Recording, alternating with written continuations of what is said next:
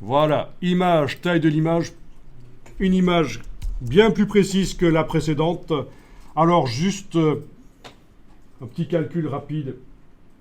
Ça doit être une image à peu près 16 mégapixels, ça.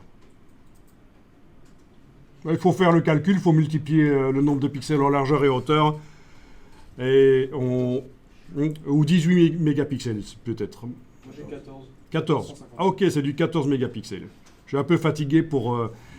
Et bien sûr, toujours avec le rééchantillonnage décoché, si on imprime chez un imprimeur à 300 pixels par pouce, c'est la densité des pixels sur le papier sur une distance d'un pouce, entre guillemets, hein.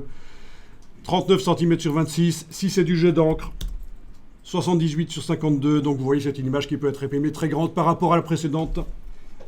Sans même devoir ici multiplier les pixels par intelligence artificielle ou quoi. Donc je clique sur annuler, c'était juste pour aller voir que cette image est quand même assez précise. Le double clic sur la loupe dans la palette des outils, on ne l'a pas dit, permet d'afficher chaque pixel de l'image sur chaque point de l'écran. C'est ce qu'on appelle l'échelle 100%. Quand vous double-cliquez sur l'icône de la loupe, vous avez l'image et vous pouvez vraiment juger de sa qualité. Donc chaque pixel de l'image est affiché sur un point seulement de l'écran. On fait correspondre la trame de l'image et la trame de l'écran par le double-clic sur la main dans la palette des outils. Sur la loupe, pardon. Et le double-clic sur la main, justement, c'est utile aussi, c'est pour afficher l'image en entier le plus grand possible sur l'écran. Le double-clic sur la main dans la palette des outils permet de faire ça.